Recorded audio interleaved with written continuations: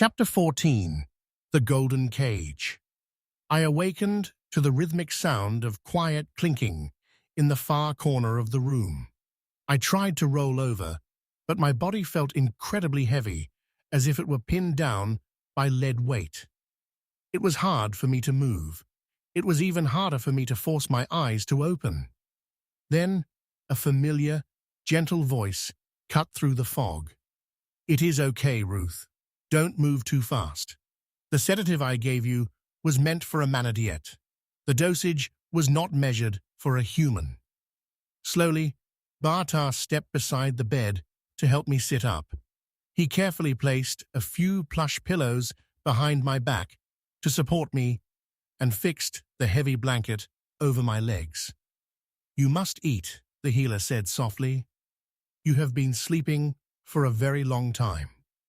I tried to ask him how long, but the moment I parted my lips, I realized my mouth was completely dry, my throat parched. I swallowed hard, my voice cracking. "How long have I been asleep?" Bartar looked at me hesitantly. I could see the reluctance in his eyes. He didn't want to distress me further, but he chose to be honest.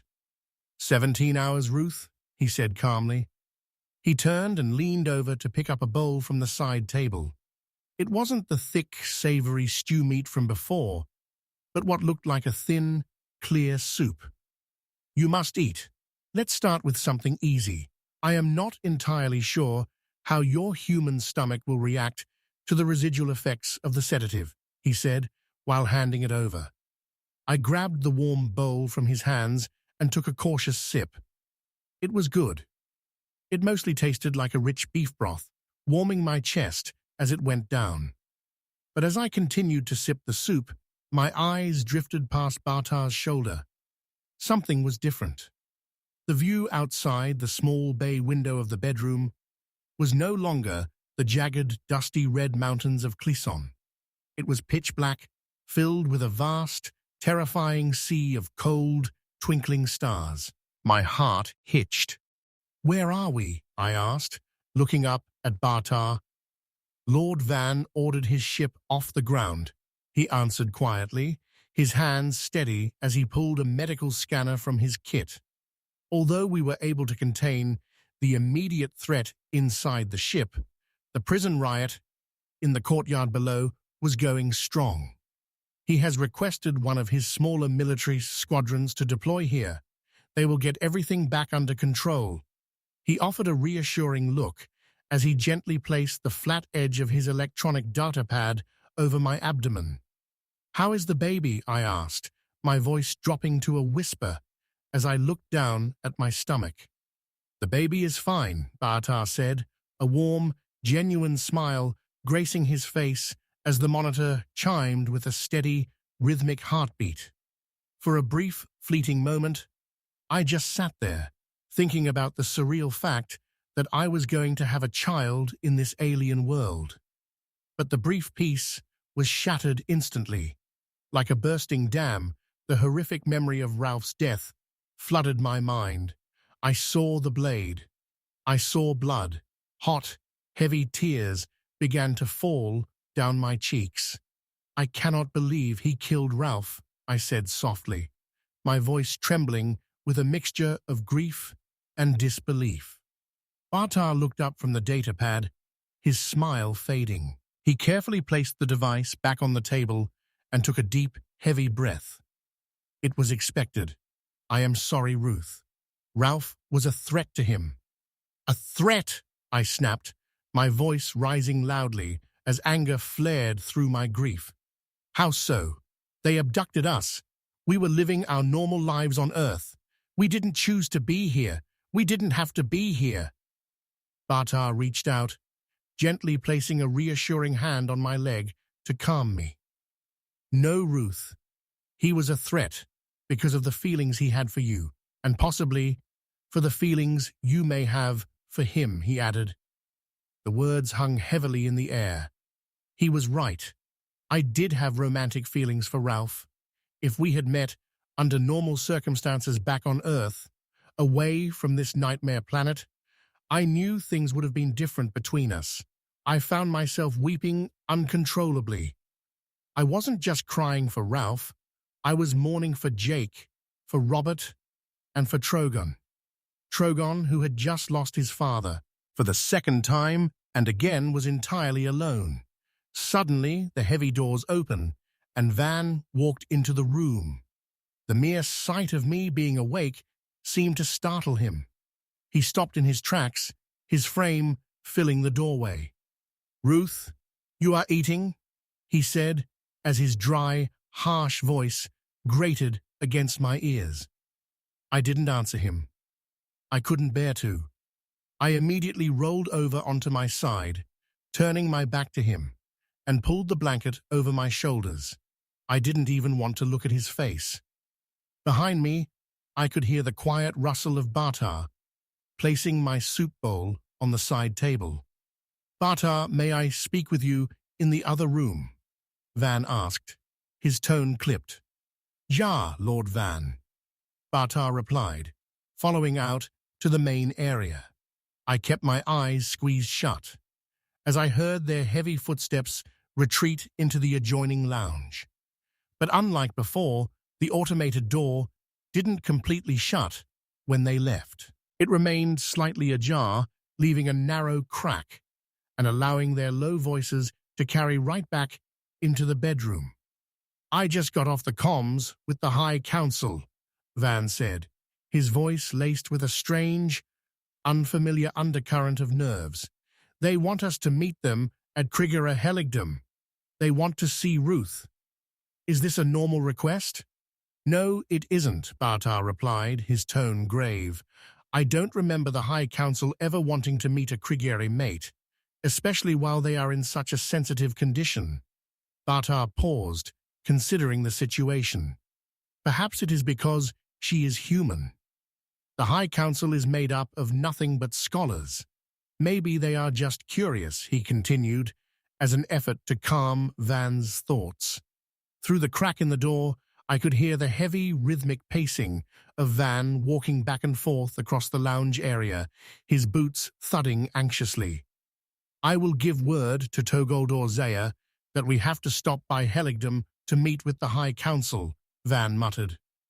A moment later, the hiss of the outer doors signaled that Bartar had left the quarters. Van, however, stayed behind. I could hear him walking further away from the lounge area, over toward his secure communication terminal. Faintly through the distance, I caught fragmented words, something about royal guards, but he was too far away from the door for me to make out the full details. Whoever he was talking to, the conversation was long and hushed. The rhythmic humming of the ship and the lingering exhaustion of the sedative began to drag me under. I was almost asleep when the sudden, smooth mechanics of the bedroom door sliding fully open jolted me back to alertness. "Ruth," Van said softly. I froze, desperately hiding my breathing. I didn't want him to know that I was awake. I tried my absolute best to stay as still as possible under the sheets, keeping my back turned to him. I could hear his heavy footsteps walking closer, stepping right up to my side of the bed. He loomed over me in the darkness. Lowly, he mumbled a phrase in his deep native tongue. "Jeg har dremt en drøm av drømme. Vårt barn vil bli større enn mig og hans forfædre." It took only a few seconds for the translation lattice embedded behind my ear to process the words into English. A chilling, robotic whisper in my mind. "I have dreamed, a dream of dreams. Our child will be great, greater than me and his forefathers." Before I could even wrap my head around what that meant or decide whether I should break my cover and respond to his chilling statement, Van was already turning away. He walked back across the room, and this time the heavy titanium door clicked fully closed behind him, plunging me into isolation. I lay there in the dark, my heart hammering against my ribs, staring at the closed threshold. A terrifying question gripped my mind. Did he leave that door ajar on purpose, just so I would hear their conversations? In the morning, I was awoken by Bartar entering the suite. He wasn't wearing his normal white medical attire today.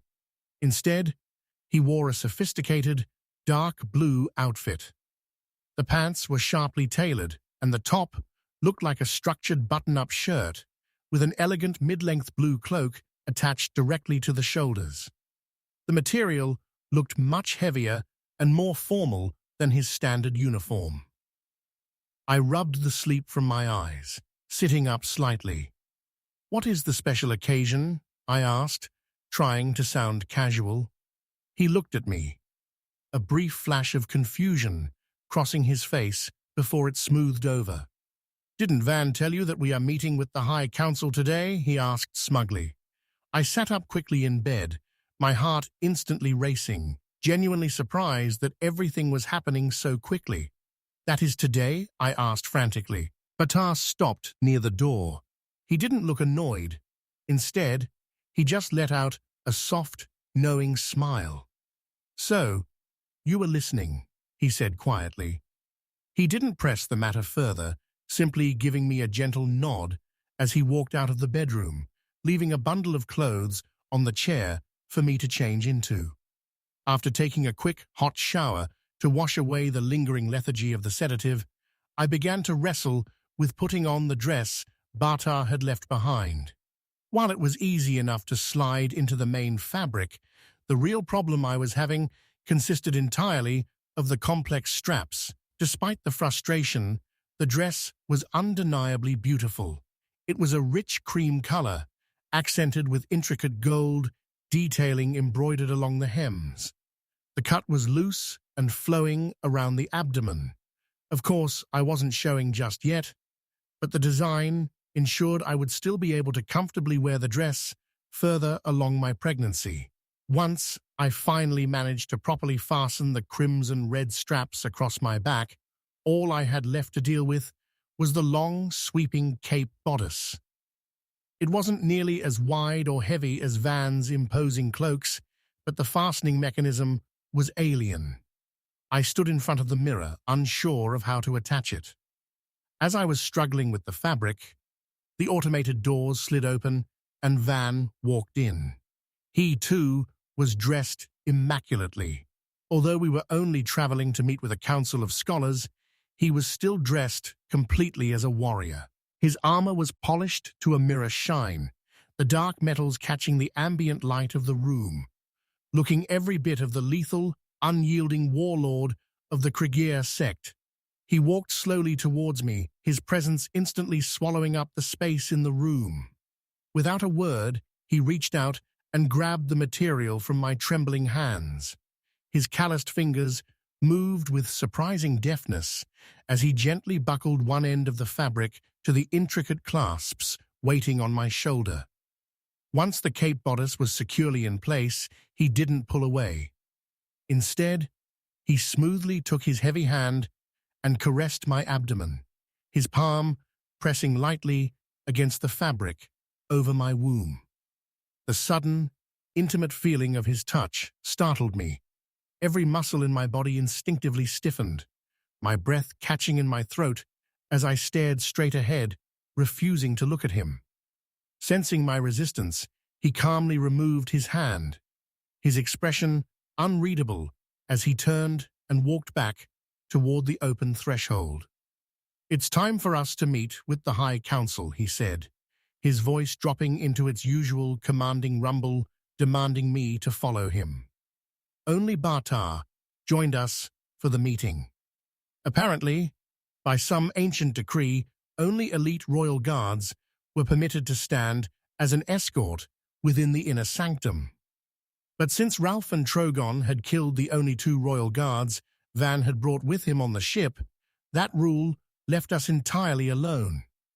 Bartar was only allowed past the security perimeter because he was essential medical personnel, and because I was in a sensitive condition, as he liked to repeatedly explain. We departed the shuttle, descending into the bright atmosphere. It had been what felt like a lifetime since I had seen the harsh sunlight and the sweeping, crimson mountains of Clison. Looking down at the rugged landscape below, a small, aching part of me realized that I missed it. As we stepped onto the landing platform, Van extended his hand to help me walk out of the vessel. For once, I didn't resist. The sanctum itself was breathtakingly beautiful. The towering stone building was draped in banners of rich red cloth, each one meticulously embroidered with the sharp, jagged sigils of Van's house. "Is this your home?" I asked Van, looking up at the sprawling structure. He looked down at me, a puzzled expression flashing across his hard features. "No, this is just the head sanctuary for the leader of this sect, where they meet the High Council and hold sacred ceremonies." As we closely approached towering main doors, a sharp knot of anxiety tightened in my stomach. I became incredibly nervous. Why did the High Council suddenly want to meet a human captive? Was my child in danger from them? At that moment, Van stopped walking. He turned toward me, his voice dropping into a stern, dead serious whisper. "Ruth," his tone commanding but tightly wound. "If anything happens here, I want you to stay close to me. If I tell you to run, you must. Do you hear me?" I looked up to catch his gaze, and my heart skipped a beat. For the very first time since I had met this tyrant, his eyes didn't show cold malice or arrogant triumph. They showed a distinct, unmistakable flicker of fear and worry. A cold dread washed over me. Am I the one in danger? Before I could even formulate a question or answer him, the heavy ceremonial trumpets suddenly sounded from the ramparts, their deep, deafening blare echoing through the valley and announcing the entrance of the High Council. The massive obsidian doors swung inward, revealing a vast, echoing chamber. Once we entered, my eyes were immediately drawn to the high stage at the far end of the room, where the High Council members had taken their seat, looking down upon us. There were 3 grand chairs for the council members, each of them draped in flowing dark green robes. The garments were not overly decorative or flashy, but even from a distance, I could tell the quality of the heavy fabric was extravagant. As we walked closer, I caught a clear look at their faces and froze for a split second, completely taken aback. I was deeply surprised to see that all 3 council members possessed skin that was a rich, beautiful shade of brown, exactly like my own. For a fleeting second, a bizarre wave of familiarity washed over me until I noticed the sharp, elegant, pointed ears resting against their silver hair. They were undeniably alien, yet their skin tied them to me in a way I hadn't expected to find in the stars. To my surprise, Lord Van and Bartar both kneeled and greeted them, saying, "Wanachama wabarazaku nawapongeza." This language did not translate in my lattice, but the greeting was warmly returned by the High Council members. "Tunakusalimu Bwana Van," the elderly man sitting in the center chair replied, raising his right hand in a welcoming gesture. Once the formal protocols were spoken, Van and Bartar rose to their feet. For the next few minutes, a conversation flowed back and forth between Van and the elders. The atmosphere didn't feel tense or hostile at all. If anything, it seemed light-hearted, almost as if they were sharing inside jokes. Suddenly, the council member, sitting on the far right, leaned forward, directing a pointed question toward Bartar. "Je, unafikiri mtoto atazaliwa nangozi ya mama yake au baba yake?" Bartar glanced over at me, a brief look of confusion passing through his eyes before he carefully formulated a diplomatic response to their query. But before the conversation could continue, a violent, deafening banging noise echoed from the shadows directly behind the council's raised dais, startling everyone in the room. The heavy tapestries tore open. Out marched 5 heavily armed Krigere warriors, their unexpected and aggressive presence instantly sending a wave of panic through both me and the elderly council members. Standing at the head of the rogue squad was a fierce, younger commander whose eyes burned with a dangerous naked ambition. Tror du det barnet dit fortsatt vilde som mitt? The leading warrior barked, his voice echoing menacingly off the high stone arches. I held my breath, waiting patiently for a brief second until the lattice behind my ear caught up, whispering the chilling translation directly into my mind. Do you think this child of yours will steal what is mine? Van's posture instantly shifted, every muscle locking into a lethal combat stance. It is not yours to be taken, Erdeen Zaya, Van growled, his deep voice vibrating as he slowly moved his massive frame directly in front of me, shielding me from the invaders. Who do you think you are? Erdeen sneered, a mocking laugh slipping past his lips as he stepped around the dais, intentionally placing himself directly in front of the scholars. You and my father are long past your time. Nothing but old men living off past glory. The 3 council members looked just as horrified and blindsided by this sudden betrayal as I was.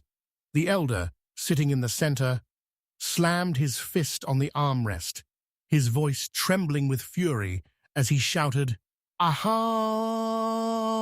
aha, uputsihu, na uondoke kwenye ukumbihu, ukumbele yaju. Before the old man could even finish his last word, Erdeen turned with terrifying, split-second swiftness. His blade flashed through the air in a blinding silver arc, cleanly severing the council member's head from his shoulders. I let out a choked gasp, gripping my stomach as dark, cobalt blue blood instantly began to stream down the front of the scholar's elegant green tunic, his headless body slumping forward. The remaining 2 council members shrieked, jumping out of their seats in a desperate attempt to flee the stage, but it was already too late. The other 4 Krigere warriors lunged forward like starving predators, ruthlessly running them through and killing them where they stood. In a matter of seconds, the highest governing body of the sect lay slaughtered in pools of their own blood, and Erdeen Zaya turned his blood-flecked gaze directly toward us. Ruth, run, Van yelled, his voice a deafening roar that shook the stone walls. Panic seized me. I spun around, but I wasn't sure where to go in this unfamiliar labyrinth. I looked at Bartar, and he could instantly see the blinding confusion and terror written across my face. Run, Ruth, the healer repeated urgently, pointing toward the heavy arches. Down the hallway. We will find you. I didn't hesitate. I desperately gathered the flowing side of my cream and gold gown in my fists, pulling the fabric up so that I wouldn't trip over the hem. I bolted toward the exit, my heart hammering against my ribs. But before I even made it to the mouth of the hallway, a protective instinct made me look back. I turned around to see if Bartar was following close behind me, but to my utter shock, he wasn't. Just as I turned, I saw Bartar drop into a flawless, low warrior stance. With a swift, practiced motion, he reached beneath his dark blue cloak and withdrew 2 medium-length swords that had been hidden from view. Without a single trace of his usual gentle, clinical demeanor, the old healer let out a fierce battle cry and charged at the rogue warriors right alongside Van. The 2 sides collided. Van, fighting with his signature, brutal efficiency, utilized his terrifying skill to automatically kill his first opponent in a matter of seconds. I expected that from the warlord. However, it was Bartar who truly took my breath away. The old man moved skillfully and blindingly fast amongst the enemy warriors, both blades spinning like lethal silver fans in his hands. The fluid, acrobatic way he ducked and parried instantly reminded me of the old kung fu movies I used to watch with my mother back on Earth. As one of Erdeen's armored warriors charged at him, Bartar deflected the incoming strike, spun on his heel, and swung his twin blades so fast it was a blur, cleanly removing the warrior's forearms and then his head in two precise strokes. The raw, gory spectacle was too much. I lost my grip on my fear and let out a piercing scream. The sound echoed loudly across the stone hall, instantly drawing the wrong kind of attention. Erdeen Zaya snapped his head in my direction. Locking his cold, murderous eyes onto me, he bared his teeth and began charging directly toward me like the predator he was. I turned and ran down the dark, vaulted hallway as fast as my legs could carry me, my lungs burning with pure terror. But it didn't matter how fast I was running. A human woman, weighted down by a dress and early pregnancy, was no match for a trained alien soldier. Suddenly, I felt a heavy, weighted rope wrap violently around my ankles, binding my legs together. The sudden resistance sent me flying forward, causing me to hit the cold stone floor, hard. Gasping for air, I scrambled to sit up, my fingers frantically tearing at the coarse fibers around my ankles. But my trembling hands weren't moving fast enough. I could see his shadow dancing on the walls as Erdeen made his way closer. Before I could break free, he was standing directly over me, his face twisted into a demonic snarl. "I will kill you and your child," he shouted, his voice echoing off the stone. The sheer, blinding malice in his eyes told me he wasn't lying. This wasn't a hostage situation. He wanted us to be erased. He pulled his hands back, raising his heavy broadsword high above his head to deliver a fatal strike. With nowhere to run and no way to defend myself, all I could do was close my eyes tightly and raise my arms up in defense, bracing myself and anticipating the final blow. Searing, agonizing pain. I let out a sharp cry as the tip of his blade sliced deeply into my forearm, but before the full weight of his sword could come down to finish the job, the sound of a heavy, deafening collision shook the hallway, followed instantly by a loud, thunderous thud. I forced my eyes open, panting heavily. Through the blur of my tears, I saw Van. The warlord had collided with Erdeen like a runaway freight train, throwing him against the wall. Before Erdeen could even recover, Van's massive hand shot out, wrapping around his neck and literally lifting the younger warrior completely off the ground with his throat. Erdeen choked, his face turning an asymmetric shade of blue as he clawed desperately at Van's armored forearm, trying to break the iron grip. It was entirely useless. Van's eyes burned with a terrifying fury. Without a single word, he raised his massive sword and drove the blade straight into Erdeen's chest. Then, using every ounce of his strength, Van violently ripped the blade upward, nearly slicing the rebel commander completely in half. Erdeen's body went instantly limp. Van released his grip, letting the corpse slump to the floor as thick, dark blood oozed heavily down the stone wall, pooling onto the ground below. While moving away from Erdeen's body, he noticed my wounds. "You will be all right, Ruth. Bartar will repair your arm," he said warmly, as the expression on his face shifted into confusion. "I don't understand. Erdeen had no reason to attack us. His sect does not thirst," he said at a low whisper. Van chose not to dwell on the death of Erdeen longer than he had to. He wanted us, heading back, to the safety of his ship right away.